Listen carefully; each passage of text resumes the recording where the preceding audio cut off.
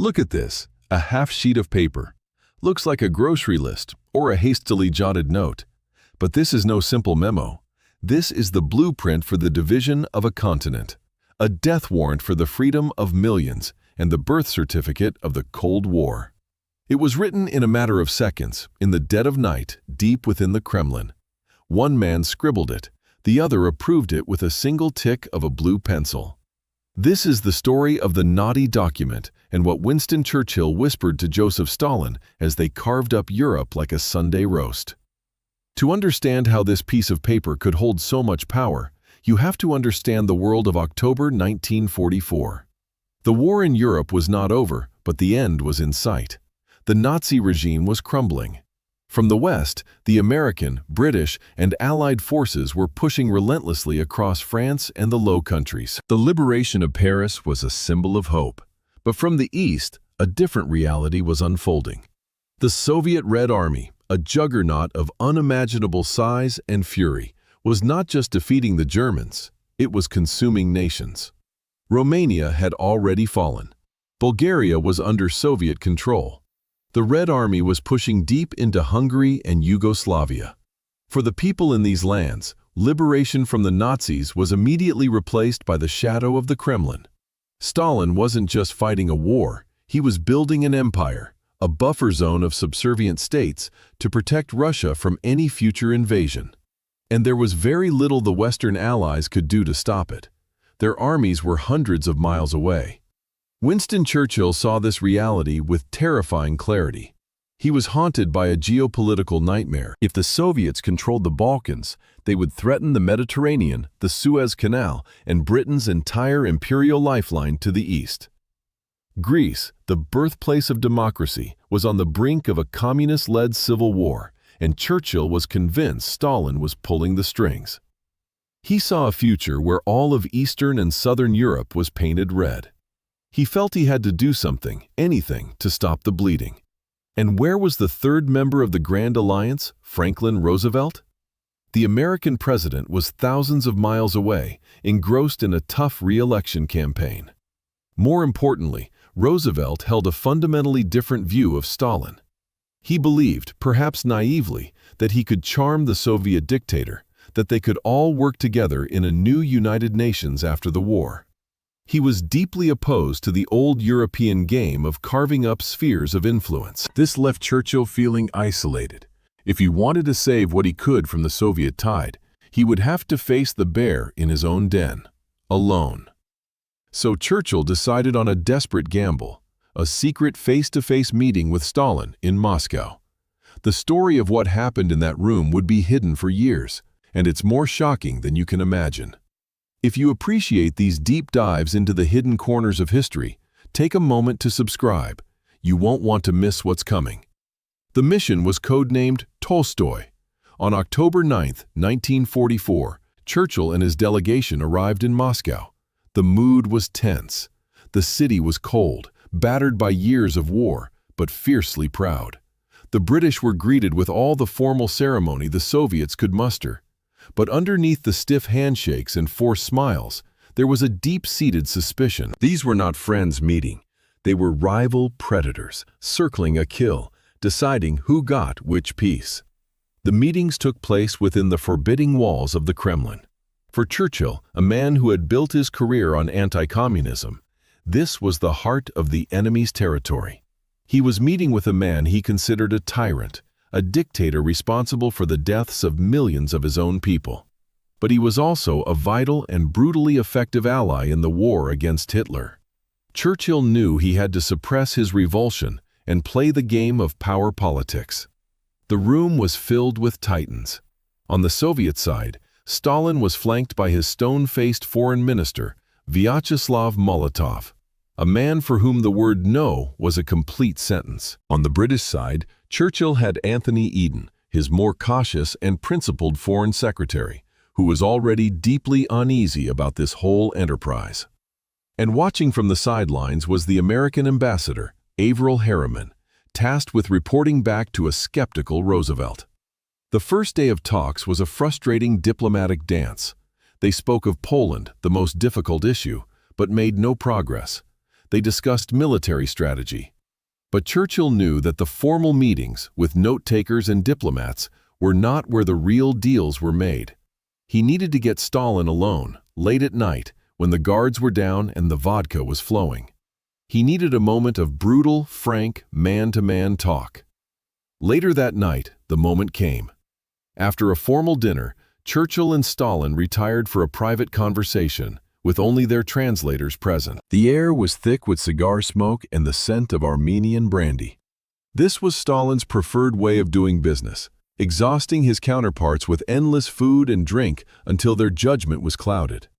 But Churchill was no stranger to late-night negotiations. Frustrated with the day's diplomatic niceties, Churchill decided to shatter the pretense. According to his own memoirs, he turned to Stalin and said, "Let us settle about our affairs in the Balkans. Your armies are in Romania and Bulgaria. We have interests, missions, and agents there. Don't let us get at cross purposes in small ways.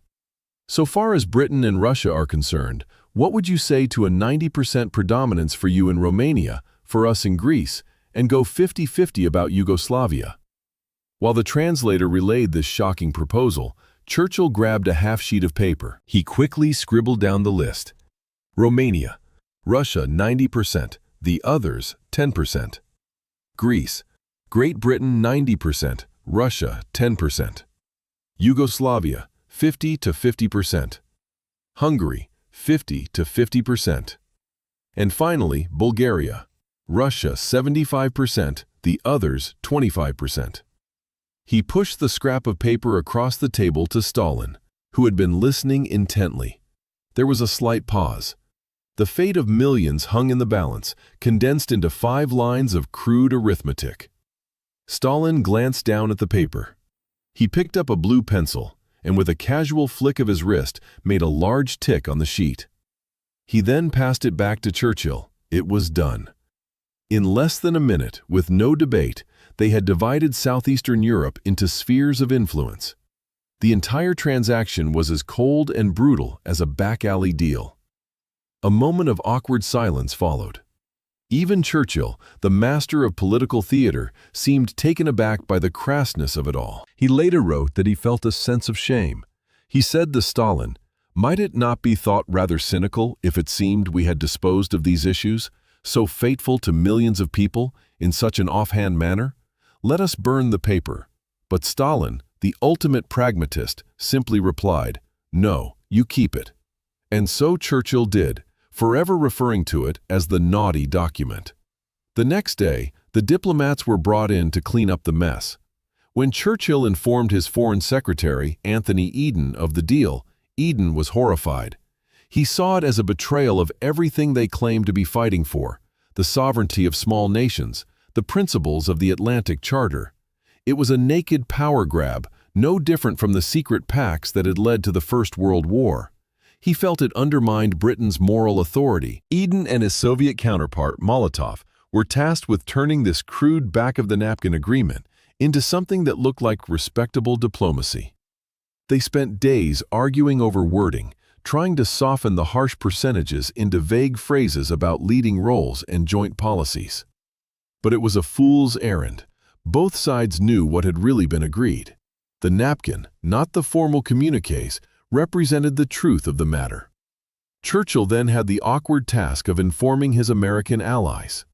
Ambassador Harriman was told of the arrangement, and he dutifully reported it back to Washington. President Roosevelt was not pleased. He replied sternly that the United States would not be bound by any such agreement. He was determined that there should be no spheres of influence in the post-war world. But his disapproval was from a distance. On the ground in Europe, American objections meant very little when faced with the reality of the Red Army's position. So, did the deal actually matter? The first and most immediate test was Greece. As the Germans withdrew, a power vacuum emerged, and the communist-led resistance movement was poised to take over. Churchill, holding his 90% share, acted decisively. He ordered British troops into Athens to support the monarchy. When the communists rose up in December 1944, the British fought a bloody street-by-street battle to crush them. Stalin, true to his word, did nothing. He offered no support to his Greek comrades. For Churchill, this was proof the deal had worked. He had saved Greece from the communist bloc. The story was very different in Romania and Bulgaria, where Stalin held the 90% and 75% cards. Here, the Soviet takeover was swift and total. The Red Army propped up local communist parties, intimidated, arrested, or executed political opponents, and systematically dismantled any trace of democracy. Non-communist leaders who had hoped for Western support found that none was coming. The West had already sold them out.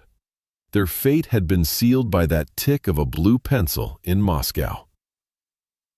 The 50-50 countries, Hungary and Yugoslavia, had more complex fates. In Hungary, the Soviets used what became known as salami tactics, slowly slicing away opposition parties until only the communists were left. It was a more gradual process, but the end result was the same. Yugoslavia was the exception that proved the rule. Its powerful partisan leader, Josip Broz Tito, was a communist, but also a fierce nationalist. He played both sides against each other and managed to carve out an independent path for his country, refusing to be a puppet for either Moscow or the West. But what about the most important country in Eastern Europe, the country over which the war had begun? Poland was deliberately left off the napkin. Both Churchill and Stalin knew it was too contentious, too symbolic. Even as they were meeting in Moscow, the Red Army was standing idly by while the Nazis systematically destroyed Warsaw and crushed the Polish Home Army's uprising. Stalin wanted no independent Polish force left to challenge his chosen puppet government. Churchill protested, but he had no leverage. Poland's fate was a grim reminder that where the Red Army stood, Stalin's will was absolute. The percentages agreement was a direct contradiction of the principles the Allies claimed to be fighting for. In 1941, Churchill and Roosevelt had signed the Atlantic Charter, a declaration that promised self-determination and sovereignty for all nations after the war. The deal on the napkin treated entire countries as mere bargaining chips, their population's wishes completely irrelevant. It was a return to the cynical 19th-century great game of empires, a game Churchill knew well and Stalin had perfected. Just a few months later, the Big Three met at Yalta. On the surface, they agreed to free and unfettered elections in Eastern Europe. But the percentages deal from Moscow had already set the precedent. It had established a brutal reality. Where a superpower's army was in control, that superpower would dictate the political outcome. The promises made at Yalta were, for many nations, already a dead letter. The napkin deal was the ugly secret that underpinned the more public pronouncements. In 1946, just a year and a half after the Moscow meeting, Churchill would stand up in Fulton, Missouri, and famously declare that an iron curtain has descended across the continent. He spoke as a prophet, warning the world of Soviet expansionism. Yet critics would argue that with his own hand on that napkin, he had helped draw the very lines and stitch the very fabric of that curtain. He had legitimized the idea that Europe could be, and should be, divided. From Stalin's point of view, the deal was not cynical, it was essential. Russia had been invaded from the West twice in 130 years, with catastrophic results. The Second World War had cost the Soviet Union over 25 million lives. Stalin was absolutely determined that it would never happen again. He saw a protective buffer of friendly, communist-controlled states in Eastern Europe, not as an act of aggression, but as a vital matter of national security. When Churchill offered to trade Romania for Greece, Stalin saw it as a simple, practical acknowledgement of the military reality on the ground. So how do we judge Churchill's actions? One school of thought sees him as a pragmatist, a clear-eyed realist. He knew he couldn't save all of Eastern Europe. The Red Army was too powerful. So he did the only thing he could. He sacrificed the countries that were already lost to save the one country he could still influence, Greece. In this view, he didn't give away anything that wasn't already gone. He simply got Stalin to admit it on paper, and in return, saved a strategically vital nation from communism. The opposing view is that this was a profound moral failure, that Churchill, the man who stood for freedom against tyranny, stooped to the level of the dictators he despised, that he betrayed the hopes of millions in Eastern Europe who believed the Allies were fighting for their liberation, not just to replace one master with another. This perspective argues that by signing the deal, he gave Stalin a green light, a stamp of British approval for the Soviet domination of half a continent. Ultimately, the story of the percentages agreement is a stark lesson in the nature of power. It reveals that behind the grand speeches about freedom and democracy, the fate of the world is often decided by a few powerful men in a room, making cold calculations based on military strength and strategic interest. The naughty document is a symbol of this uncomfortable truth. It reminds us that in the high-stakes game of geopolitics, ideals are often the first casualty. For nearly half a century, the world lived in the shadow cast by this scrap of paper and the division it represented. The Cold War, with its proxy wars, nuclear standoffs, and divided families, was the direct legacy of the failure of the Grand Alliance to build a lasting peace. The trust that was broken in that smoky Kremlin room in October 1944 was never truly repaired. The whispers between Churchill and Stalin echoed for decades, shaping the world we live in today. It's a story without easy answers, a moment where heroism and cynicism collided. Churchill himself seemed to understand the dark nature of his bargain. He made a deal with one devil to fight another, and then had to live with the consequences. So the question remains, and it's one I leave for you. Faced with the same impossible situation, with the Red Army at the gates and the fate of a continent in your hands, what would you have done? Was Churchill a pragmatist who saved what he could, or did he betray the very freedom he claimed to be fighting for? Let me know your verdict in the comments below.